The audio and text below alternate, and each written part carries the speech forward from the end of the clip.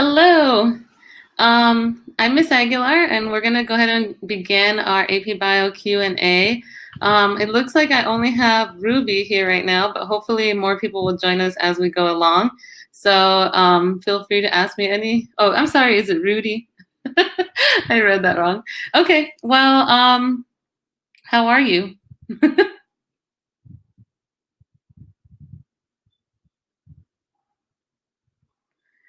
All right, guys. So like I said, we are going to begin our question and answer session. Thank you for coming back, Sebastian. Good to see you guys.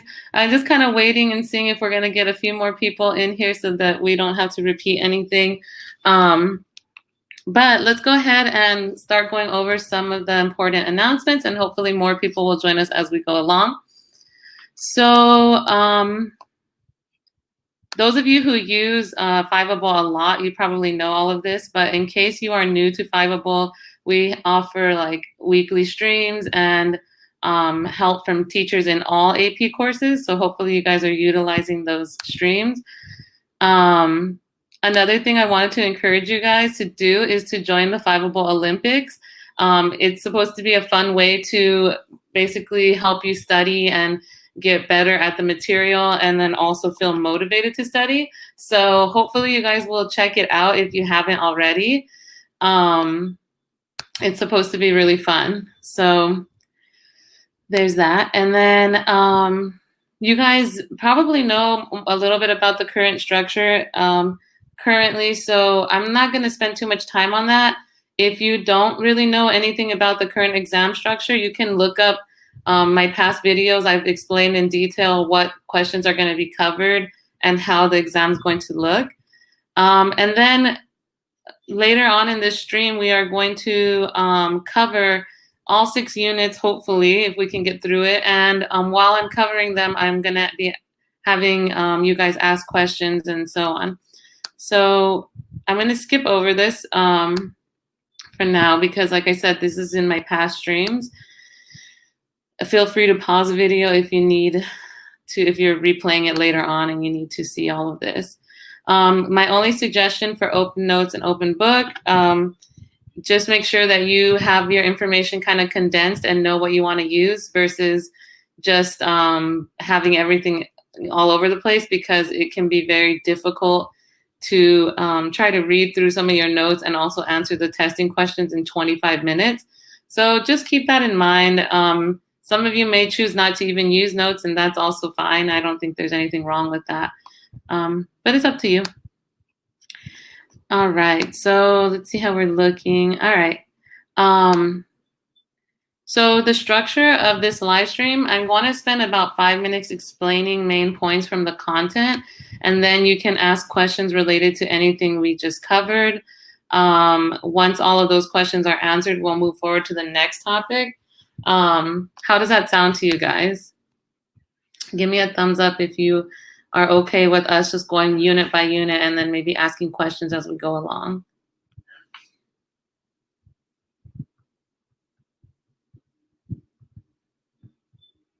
Okay, thank you, Ashley.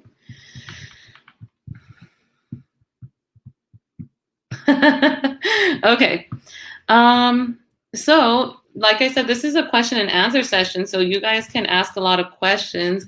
I am going to admit to you that I am a little rusty with a lot of AP Bio stuff because I've been doing everything online and assigning lots of videos to my students. And so if I do not have the answer for you, hopefully you guys will be able to help me out. And if we can't figure it out together, then we will look it up towards the end of the session. But yeah, so let's go ahead and get started. The first unit is the chemistry of life. And so let's go ahead and move on to this next thing. Like that. Okay.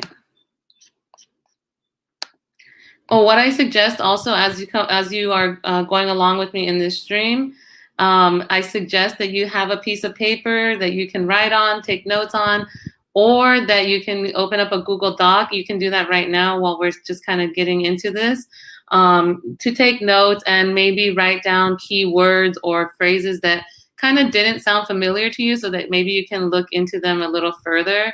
Or like I said, if there's questions we're not able to answer right now, then maybe we can basically, you can write them down and kind of do a little research on your own after the stream. Okay, so let's go ahead and get started with chemistry of life. Like I said, feel free to take notes as we go along. The first thing that we were looking at was the structure of water and hydrogen bonding. I'm going to be using the CED to just kind of go along and see exactly what they wanted us to cover.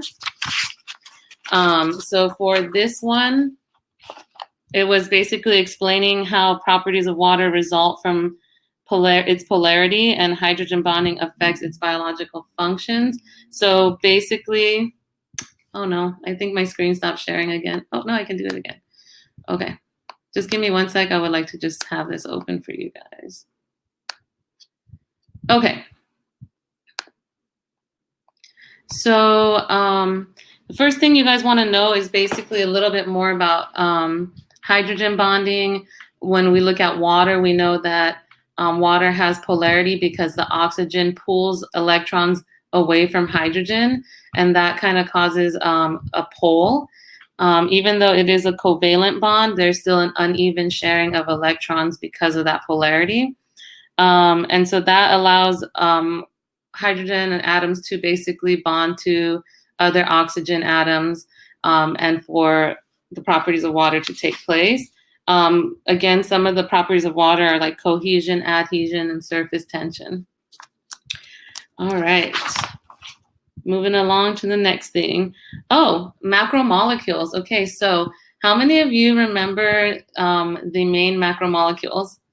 Go ahead and list them in the box. I'll be right back. I want to get some stuff.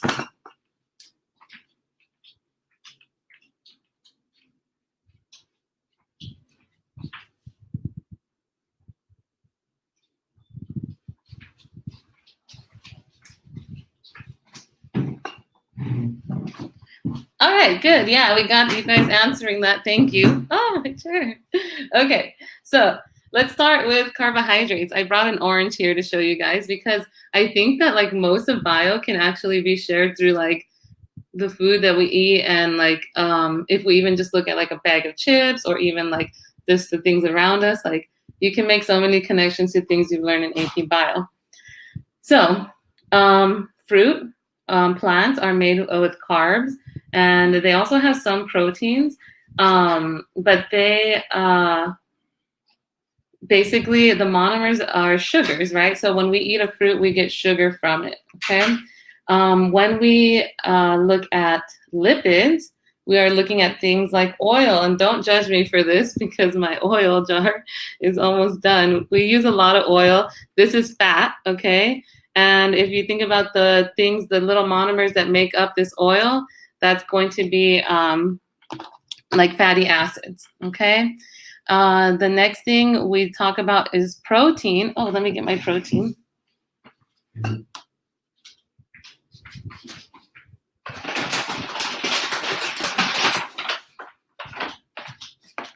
I have whey protein, okay? This is chocolate flavored, and it's pretty good if you guys ever get into it. But protein is basically gonna help us with our amino acids, right? That's the monomer.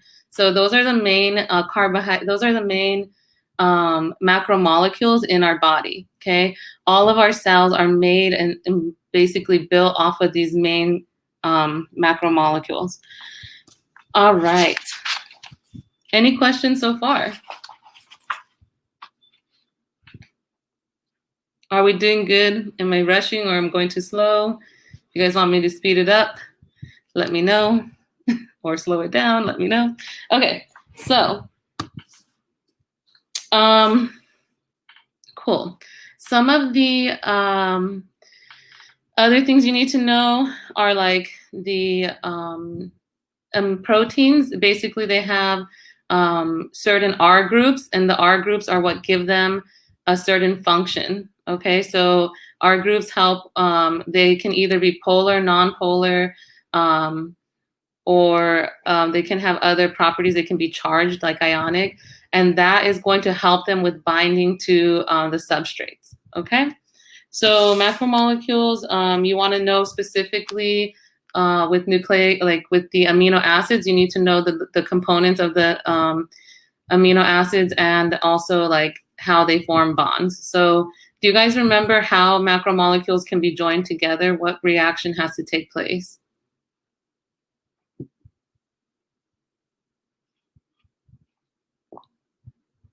Okay, that's correct, Juliana. Thank you. It is a dehydration reaction, right? Dehydration takes water out of the bonds, and it basically allows them to form a covalent bond. Okay. We also call these peptide bonds. Okay. All right. So now let me continue on to the next topic. We're looking at nucleic acids. We didn't really talk about, but what is one example of a nucleic acid that we talk about all the time in this class?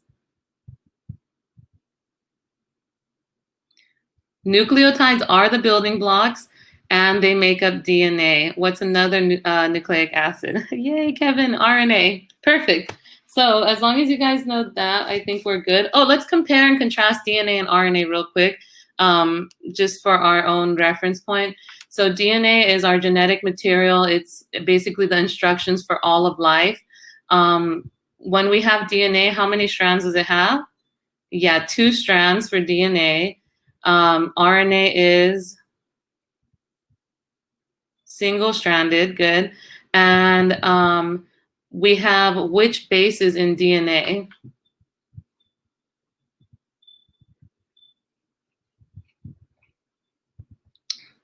We have A, T, C, and G, which is adenine, thymine, cytosine, guanine.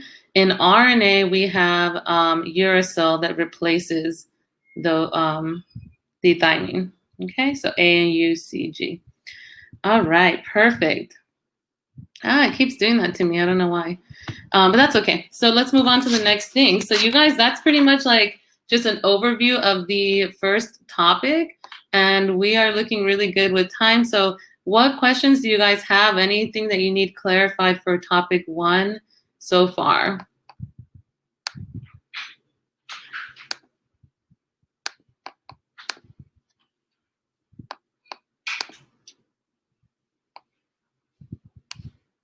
Oh, good question, Sebastian. He asked, are we going to have a math reference sheet? You are allowed to have the math reference sheet, and you probably should have it open. I heard today from our counselors at our school that basically the College Board expects you to go to their website and download the reference sheets that you need. And then you're supposed to just print them out, which obviously a lot of you don't have printers. But if you have a printer, go ahead and print that reference sheet out. If you do not have a printer, you can just keep it open on another tab, and I'm sure that'll be fine. But it doesn't look like they're going to provide it within the exam itself. Okay. Any other questions before we move on to the next unit, cell structure and function?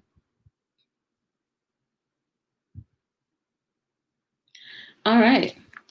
So cell structure and function, let's go ahead and talk about it. This is basically the cell components, so knowing what each part, which each organelle does. We're going to try to look at the structure and function of a cell. We're also going to be looking at the plasma membrane or cell membrane, permeability, membrane transport, diffusion, osmosis, mechanisms of transport, and the origins of cell compartmentalization. Okay, so let's go ahead and begin. So one of the things you guys need to know, just like this is kind of memorization based in the sense that you kind of want to know just a general idea of what every organelle does. So for example, you know the DNA is held in the nucleus, right? Ribosomes synthesize proteins. And also ribosomes are found in all forms of life. And so that reflects common ancestry as well. So if you are asked that question for whatever reason, you can say that ribosomes are one piece of evidence that we share common ancestry with other living things. We didn't really get into common ancestry though, because that's more on the evolution unit and that's not going to be on the test. So I highly doubt they will ask you that, but the more you know. All right, so then remember the other functions, the rough ER oh my God, I cannot say that word. Basically, it breaks up the cell into different parts. Smooth ER can detoxify the body and also helps with lipid synthesis. We can see the Golgi makes sure that the proteins are folded correctly and packaged correctly. And then they are sent out of the Golgi for basically in like little vesicles to go to other parts of the cell where they're going to be used or to be transported outside of the cell. Okay. So that's just a quick overview. There's obviously more organelles if you need more organelle stuff. Like the Fiveable website is honestly so amazing. If you guys are not familiar with it, I'm just becoming way more familiar with it just now. So like when I was looking through some of the material, I was noticing that they've done study guides that are like 1-minute reference sheets for every single topic on the unit. And so like it literally elaborates so much on it. So let me just give you guys the link so I can show you guys what is available. This is one of the websites for study guides for Unit 1. They actually have them for all 6 units we're going to be covering. So I highly recommend reading over them. And because they're so short and it's just like really condensed, it's really helpful. All right, let's move on to the next topic. Let's talk about the plasma membrane. First of all, do you guys remember what are some of the properties of the plasma membrane? Can anyone type it out? All right, it is semi-permeable. That's correct. So which means what? I'm going to start asking you guys more questions. I hope you participate. What does permeable mean? It means some things are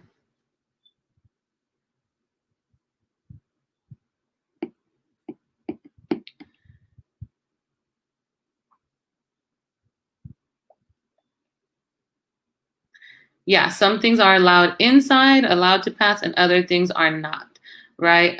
Juliana also mentioned small nonpolar molecules can diffuse through the membrane. Other larger molecules or charged molecules are not going to be able to pass through the cell membrane. What is the actual structure of the cell membrane? What is it made of?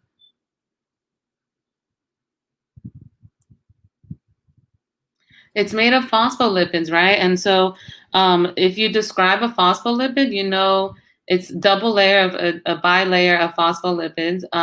There's going to be basically a hydrophilic side, which is on the outside, and then the hydrophobic side, which are the tails, are going to go towards the center of the cell membrane. Okay, and then that's why certain things can't pass if they're not nonpolar.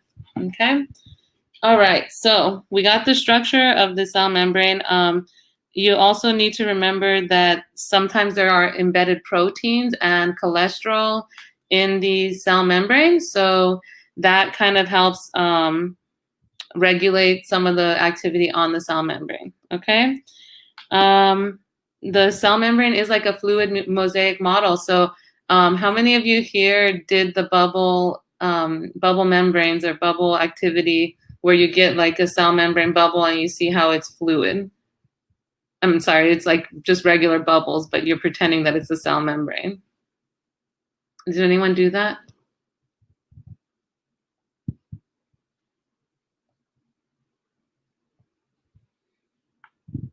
Well, in that activity, if you remember, basically they show us like we can see that the cell membrane is very fluid, and so it's called a fluid mosaic model because it's not just stuck in its place, it's not rigid, it's actually flowing a lot, and so it's going to be it has like a lot of things inside of it, like proteins and whatnot, and so that's why we call it a fluid mosaic model.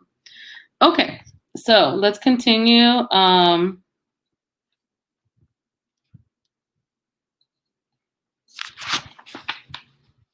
So let's go on to passive transport, membrane transport. So let's start with passive transport. Does passive transport require energy?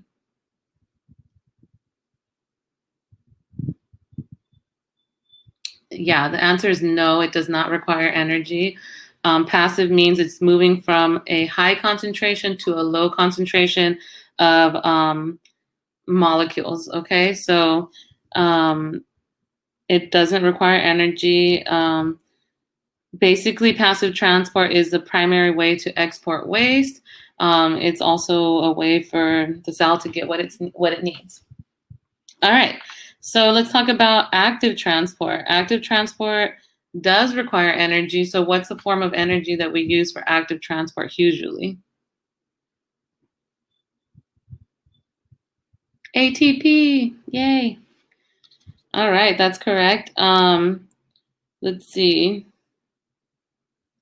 Active transport also switches the concentration gradient, so it can pump things against its concentration gradient, and that basically allows us to go from a high concentration and pump things into that high concentration. So that's something to keep in mind. There are other mechanisms of cell transport, so we can use things like endo and exocytosis, okay? So exocytosis are these vesicles that carry molecules and they carry them to the cell membrane and then they are released out of the cell membrane. Endocytosis will take in things from the outside of the cell into the internal environment of the cell through membrane fusing vesicles. Okay. And then there's facilitated diffusion, basically channels that help like large polar molecules go through the membrane, and stuff like that. Are we good so far? I know some of you are asking about calculations and the math formula sheets and stuff. I don't know to what extent they will have you use that calculations, obviously, because I'm not on the college board. I don't know what they're going to actually put on the test. It doesn't look like you guys are going to have to calculate anything, but I don't want to give you my word on that because, like I said, I'm not sure. From what it looks like, it says like you're going to be basically looking at some data, like an experimental design, and trying to do different components of it. And if you go, if you watch the replay of any of my other FRQ videos, I go into depth about how the test looks, okay? All right, perfect. All right, so exocytosis, yes, I believe it does require ATP energy. So because it's pretty much like a huge ordeal to get these large molecules transported. All right. The next thing is osmoregulation. So this has to do with hypotonic, hypertonic, and isotonic environments of the cell. And then it has to do with how water obviously is going to flow into and out of the membrane. So what do we know about osmosis? What can you guys tell me?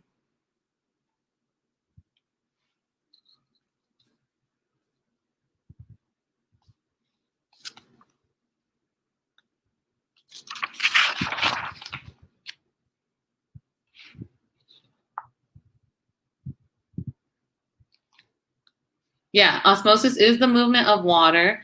And so water is going to be going from where there is a lot of, like, so for example, we know that if there's a cell membrane, right, we are not going to be able to cross that cell membrane with large molecules. So if there's a lot of solute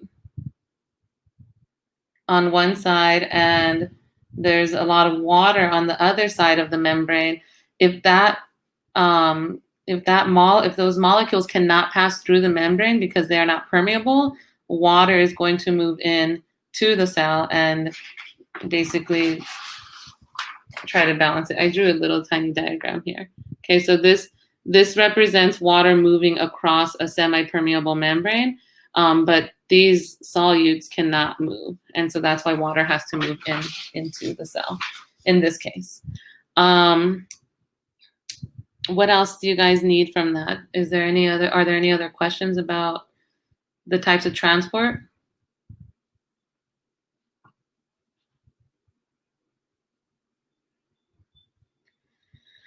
Okay, so the last thing that we were going to cover hormones are usually transported, I'm assuming, through exo and endocytosis because they're going to be larger. I'm not sure if there's other ways that they can be transported, but I know that that's probably one way. And we're going to also get into that when we get into the cell signaling component. So hold that question. Okay. So the origins of cell compartmentalization. I don't know why that's so hard for me to say, but it's one of those words. All right. So we want to know. Let's talk about prokaryotes and eukaryotes. What are some of the things that prokaryotes and eukaryotes both share in common? Yes, they both contain some kind of genetic material, either DNA or RNA.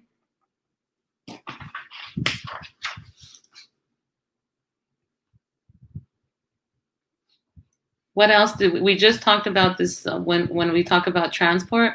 It's something else that both of them have in common. They do have ribosomes, and they have a cell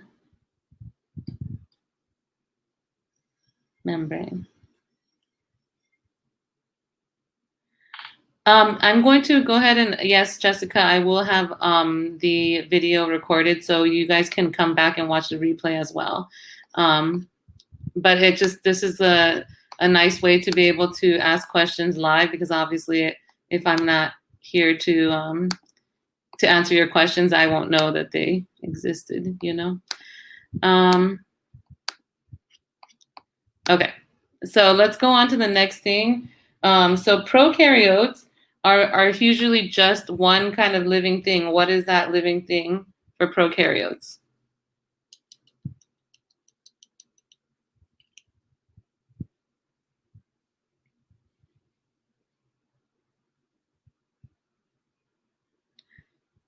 So prokaryotes are just bacteria, and eukaryotes are going to be like human cells. We are eukaryotic, fungus. Anything that's not a prokaryote or bacteria is considered eukaryotic, generally speaking. There's probably more specifics that other classes will cover with this topic, but that's what we know for now. Okay, so now that we have our kind of base established with that, let's talk about how they are basically the relationship between them tells us that they were once part of free on their own. So we have something called the Endosymbiotic Theory, where basically early eukaryotes took in prokaryotes and eventually they work together to make a eukaryotic cell. Okay, so if you want to learn more about the endosymbiotic theory, I definitely suggest looking into it more, in case I did a bad job of explaining that. But let's move forward. We're already going to be going to Unit 3 now, so that means we're going to cover Unit 3, 4, and 5, and 6. So like I said, just feel free to ask me questions as we're going along. There's only a few of you in here right now, so you guys literally can ask me anything related to what we're talking about, okay? Is this helping so far, or do we want to go more in depth with certain things? Give me a thumbs up if you're okay with how we're approaching this.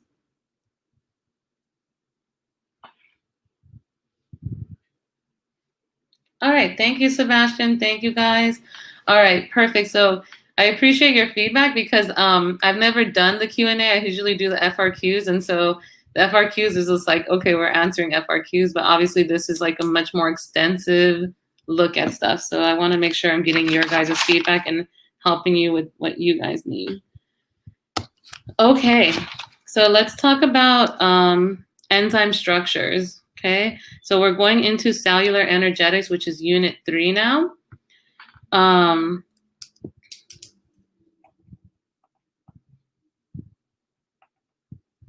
So enzymes, we know they have an active site, right?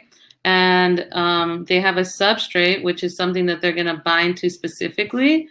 When the enzyme substrate complex is formed, it basically is going to start using that. The enzyme is going to either break apart that substrate or put two substrates together to make one substrate. Okay?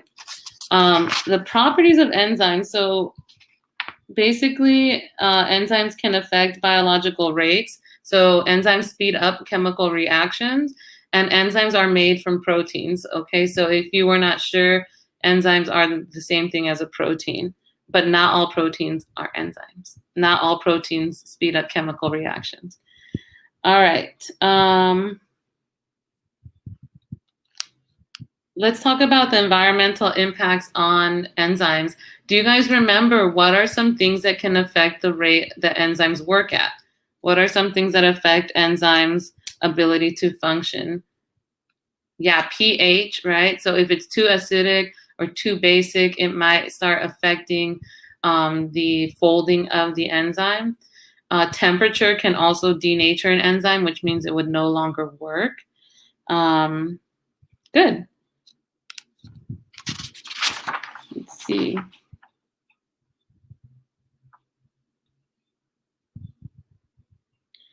And then there's also competitive inhibition that can also prevent the enzyme from working when some other molecule either binds reversibly or irreversibly to the active site of an enzyme, and the regular substrate is not able to be processed by that enzyme. So that's a competitive inhibitor. There's also non-competitive inhibitors which bind to allosteric sites. And so that basically means that it changes the shape of the active site, which no longer is able to bind to its substrate. Stuff with enzymes is like this whole class. Like everything involves enzymes because everything is made with, like the proteins are what do the work for the cell. So knowing all the features of enzymes is kind of helpful. Also, sometimes when it gets a little warmer, like for example, if there's an increase in like the amount of heat in a situation with enzymes, it will also increase the amount of collisions that occur between the enzyme and the substrate, and that can increase the chemical reaction. But if it gets too hot, then obviously the enzyme will not be able to function at its optimal temperature and it can denature. All right, let's talk more about the role of energy in living organisms. So basically we see energy is required for everything, right? So we're gonna basically talk about energy from photosynthesis and energy from the mitochondria. Okay, so let's talk about photosynthesis. First of all, what are some of the things that plants need to survive? What are the things they need to complete photosynthesis?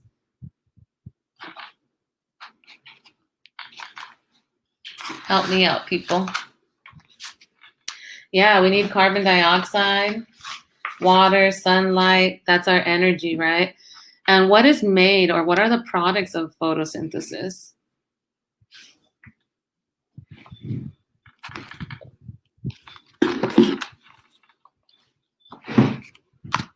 Oxygen, that's a byproduct. Yeah, that's something that we are grateful for plants, right? What else? Oh, glucose. Yeah, so glucose is the main thing. And plants are going to actually use that glucose and they are going to break it down and use it for energy in their own system. They are going to break it down through cellular respiration.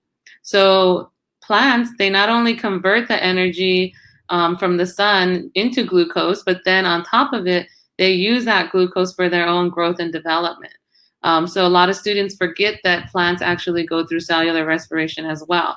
Humans just steal all of the plants, basically all of the plants' hard work, and we take all of their energy and we use it for ourselves. Okay, and then we go through cellular respiration as well. So when you think about things in that light, you have to just, let's go. We can go over cellular respiration for sure. Let me just skip ahead a little bit. Oh yeah, it's right here. All right, so basically the way that we make energy in our body is through cellular respiration. So when I eat something, it can be proteins, it can be oil, fats, but mostly we focus on glucose, which is sugar. So for example, if I ate that orange that I showed you earlier, and now I need to get this energy from this orange, from this plant, I take it in, right? It's going to be digested in my body, and then it's going to go to all my cells, right? And once it goes to my cells, then my cells have all this glucose that they need to convert into actual usable energy in the cell. Okay, so then the process basically starts with glycolysis. We take that sugar molecule and break it down. Then it's going to continue going, it's going to go into the Krebs cycle, okay, where the molecules are processed even more and we're making electron carriers like NADH. And we are going to then, and FADH2 as well are going to be electron carriers that basically help this process of pumping hydrogen ions into the mitochondrial matrix. Okay, and then the last step of that cellular respiration component is the electron transport chain, and that is where the hydrogen ions, or the protons in this case, are going to travel through ATP synthase, which is a protein that makes ATP. Okay, and so that is like the big picture. Now, obviously, you guys might have talked about pyruvate, you might have talked about the intermediates, you might have talked about all kinds of other stuff with the Krebs cycle and whatnot, but if you understand the big picture, then you will know, like, you don't need to memorize the details. I think before I became an AP Bio teacher, and when I was in college and whatnot, they would have us memorize all kinds of stuff. And honestly, you know that you memorize it for those moments and then it's gone forever. But like in this case, the new kind of structure of the AP exam is meant to not just focus on memorization, but more cause and effect. And Ashley, my teacher, made us memorize it. And it's okay if you did memorize it. It's not going to hurt you to memorize, but there's, they hopefully will provide you the information you need for the most part. And then you just kind of analyze it from there. All right.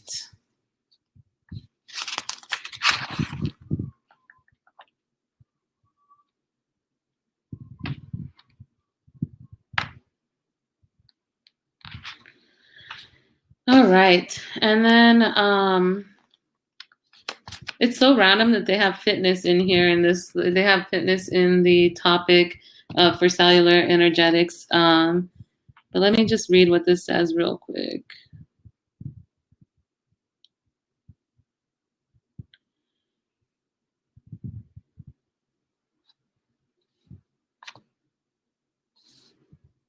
Okay, yeah, I'm not really sure that that's super important right now, so we're going to just skip over that. But basically, understanding the energetics unit, it's basically just saying, like, what is the cellular respiration, what is, the general idea of photosynthesis and how plants capture energy using chloroplast and all of that. And if you know about like the photosystems 1 and 2, like maybe your teacher made you memorize that process too. that's fine. But what you really should do is just look at some models of each of those processes. You can compare how they're kind of similar and what similar components they have, and then any differences that you need to memorize or whatnot. But one important thing to always remember is just cellular respiration and photosynthesis are like opposites of each other, right? So if you know a lot of students are able to easily tell me the photosynthesis equation, but not many people can easily tell me the cellular respiration equation, and it's just literally the reverse, right? So keep that in mind when you're studying. Like, it's nice to know, like, okay, yeah, some teachers might have you memorize the entire process of the Krebs cycle and all kinds of other cycles. But the thing is, if you're not able to tell them what does that all kind of mean in the big picture of things, then all of it was for nothing. So some of you may be able to do both, which is amazing. But anyway, that's just a side note. Let's move on. Do we have questions so far about the energetics unit that were not answered?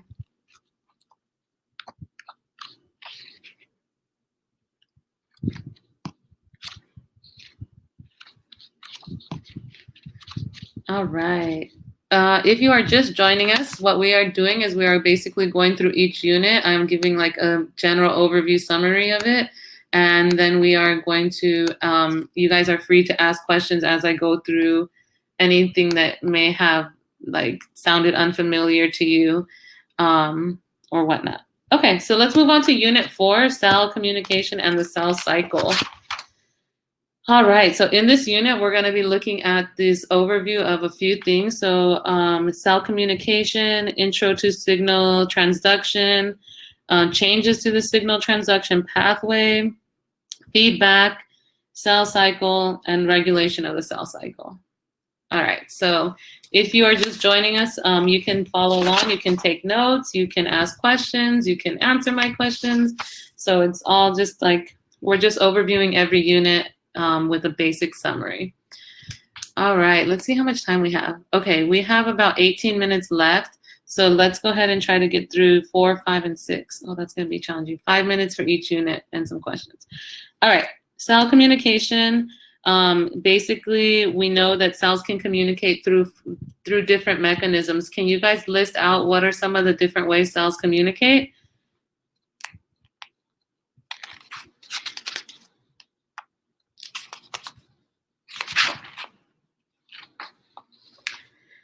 Oh, okay. So not quite through mRNA. You might be thinking of something that I'm not on the same page as you with right now, but I'm thinking about like plasmodesmata. Interesting. So in plants, there are gap junctions that allow plant cells to communicate with each other right next to each other. Neurotransmitters are one type. They are one way that cells communicate as well. And then signal transduction pathways, yes, but we are looking at more, what I meant to say specifically is how are cells communicating with each other? So there are different ways cells communicate through short distance, long distance, and to themselves. So remember, I don't know if you guys remember this. Let me see if it's gonna come up. I don't know if I'm jumping ahead or not, but I think it's fine. Remember, there's like the paracrine signaling,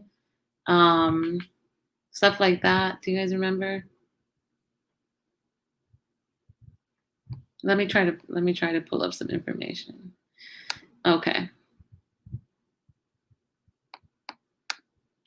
Okay, so we did that, we did this, okay.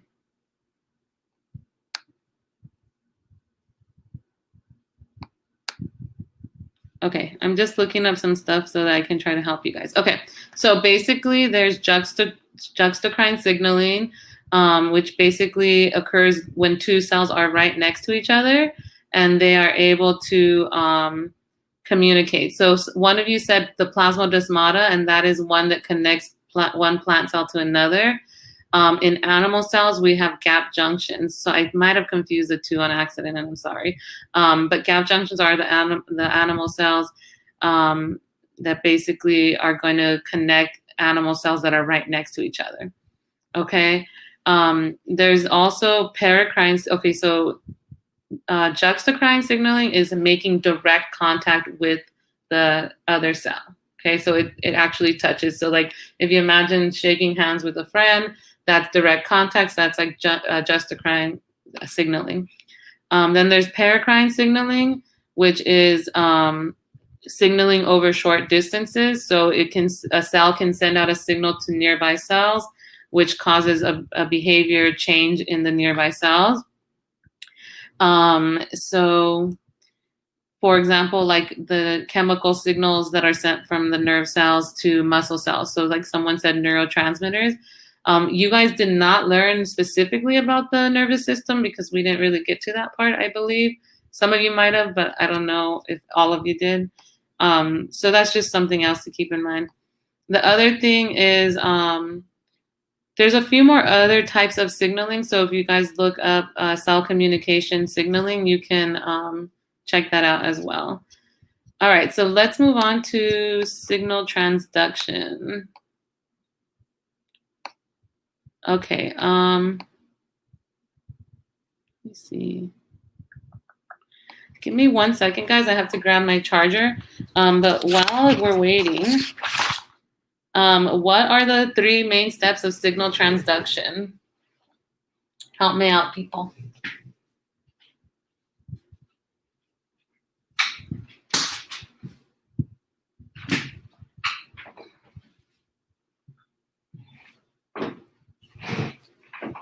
Okay, yeah, there's going to be reception, which is the first thing that happens.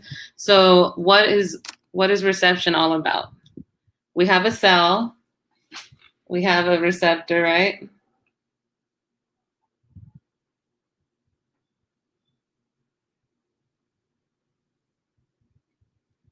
Okay. So I'm going to show you guys my little cheesy picture. We have the cell. We have a ligand. Okay. The ligand is a signaling molecule. It will come to this receptor right here, and it will signal the cell to start a response, right? So that's the step 1 is going to be the reception of the ligand. Step 2 is the transduction. So there's a transduction pathway, which means now that signal is going to be amplified by other molecules and they're going to be activated. And then that signal is going to basically initiate a response. So step 3 is the response. Okay. So we see reception, transduction of the signal, and the response to the cell. Okay. And then when we are signaling cells, it can be for different reasons. For example, maybe our cells need to make more ATP, right? So they are going to signal the cell to break down sugar, right? And maybe we need more sugar, so we're going to signal the cells to release sugar from other storage areas and bring it to our cells, right? So that's just something to keep in mind, okay? What else?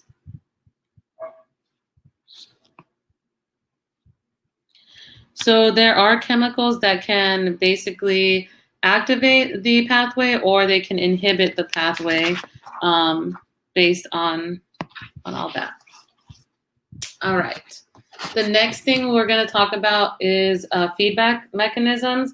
So positive and negative feedback loops.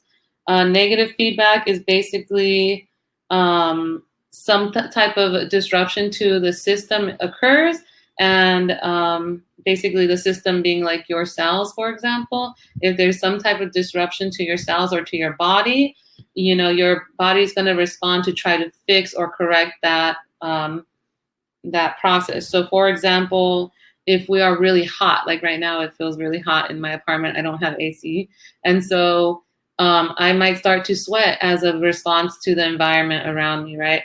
So once I sweat, it kind of cools me down, and then my body temperature returns to normal. Okay, that's considered a feedback mechanism that our body has. Okay, and then our body is always trying to maintain homeostasis. It always wants us to be at a balanced level where everything is running smoothly and where we're comfortable. right? So feedback loops basically help us constantly go back to our normal, okay?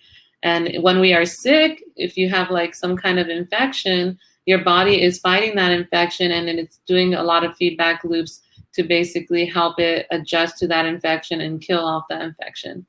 That's why sometimes we get a fever, right? And it's killing off, it's raising our body temperature to kill off any bacteria or any other organisms that are harmful. And then eventually our body is going to bring us back to the normal. There are two types of feedback mechanisms. Negative feedback brings us back to the normal. Positive feedback basically continues pushing that response until it reaches basically its final goal. So childbirth is one example of positive feedback. Basically, when a mom is having a baby, there's chemicals that are released into the mother's body that are basically pushing the baby out. And those signals are going to get basically stronger and stronger until the baby is completely out of the mom. Yeah, so that is a positive feedback loop. Another feedback loop, going back to our fruit, my trusty orange here, when fruit gets ripe, it basically starts signaling that, okay, it's time to get ripe. And it's another feedback loop that's positive, that's basically saying, okay, now that you're ripe, like all your other cells are going to start to get that signal. And we are going to see the fruit get ripe. And if you notice, other fruits like avocados, I always keep my avocados together. Once one of them gets ripe, it starts kind of like sending those signals out where other fruit can also capture those signals and they also become ripe. So that's just some basics of feedback loops. Juliana, I don't know the specific chemical names, so I would have to look that up, but hopefully you're right. Okay, are we good with that so far? We're about halfway through Unit 4. Oh my God, we're going to run out of time.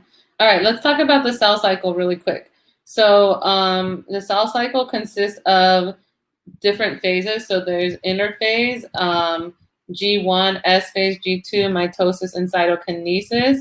If a cell is no longer dividing, it's going to enter the G0 stage, which is G0, and it no longer divides. If a cell is basically done dividing, it can also, or if there's a problem with the cell, it can also go into a stage of apoptosis, which is basically cell death.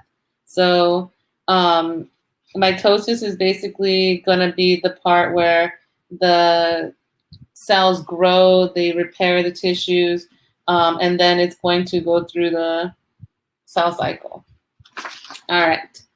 Remember that the cell cycle is regulated by certain molecules called cyclins, and cyclins basically serve as the checkpoint for the cell cycle. So every time you have any kind of disruption to the cell cycle, it should not proceed to the next stage. If it does proceed to the next stage, then that's a problem, right?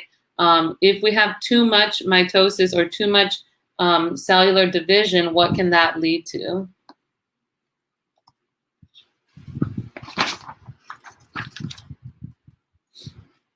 Okay, tumors, yes, or cancer, right? Cancer doesn't always mean it's malignant. It just means that you have some cells that grow excessively. For example, warts are a type of excessive cell growth, okay? Oh my gosh, you guys, there's so much other stuff that I want to cover, and I guess I went a little too slow for this. There is going to be one more review. It's going to be next Wednesday at the same time. So hopefully if I end up being the one to cover that review, then we'll start where we left off here. If not, maybe I can make a little note for someone who is going to take over. I'm going to wait and see who picks up. We basically pick up streams as we want to. So if any other teacher picks it up, I'll let them take over that. If not, then I'll be the one to see you guys here next week. So join us next week for the final review, open Q&A, and you guys will be able to ask more questions. Hopefully that was just a basic general overview of the things that you might need to refresh on. Thank you guys so much for participating today. Thank you for showing up, and good luck with your testing. I hope that you guys do an awesome job and just crush it. If you have any other questions, I'll still be here for a couple more minutes. So I'm just going to hang out, and you guys can let me know if you need anything, okay? Real quick, while I'm still here, I actually will go ahead and just tell you guys what you might want to look over. So let's see.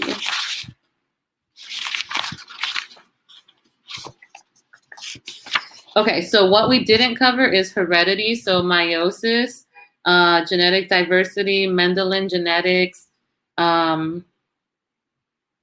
The other main units that you need to cover are heredity and gene expression and regulation. Okay, but within heredity, we have the Mendel genetics, non-Mendelian genetics, how environments affect phenotypes. And that is a really short unit. So we actually didn't miss out that much for Unit 5. Unit 6 is going to be gene expression. That's the most recent unit that you guys finished right before this. A lot of schools shut down. But gene expression and regulation basically covers DNA and RNA. And we kind of went over that in the beginning, so we're good with that. It covers DNA replication, transcription and RNA processing, translation, regulation of gene expression, gene expression and cell specialization, mutations, biotechnology, and that's it, okay? Like I said, the study guides that are provided are super helpful, so I highly recommend looking at them. I'll put, if you guys want, I can just link them really quickly for you.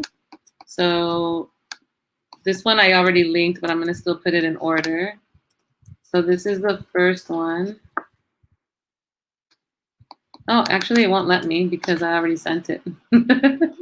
Let me do the second, Unit 2 study guides. So Fiveable has some awesome study guides, so you guys should definitely read over them. And the cool part about them is that they're very short reads. They only take like maybe 2 to 3 minutes per like blurb. And if you guys are doing the Fiveable Olympics, you can basically get points for looking over them. So this is all great stuff. Okay, guys, so check it out if you have time. I know you guys are all working hard on all your AP classes. Hopefully you're gonna do your best to study for AP Bio. All right, guys, so that's most of the study guides. I believe there are a couple more if you, let me just try to get Unit 6 here, because that's the last one you'll need. Okay, so hopefully that helps.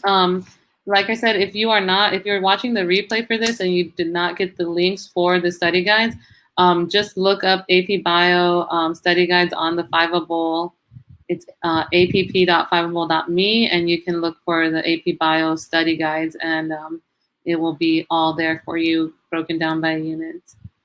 Okay, awesome. Thank you, Sebastian. Thank you guys all for coming. I know we had a small group today, but I hope that was helpful.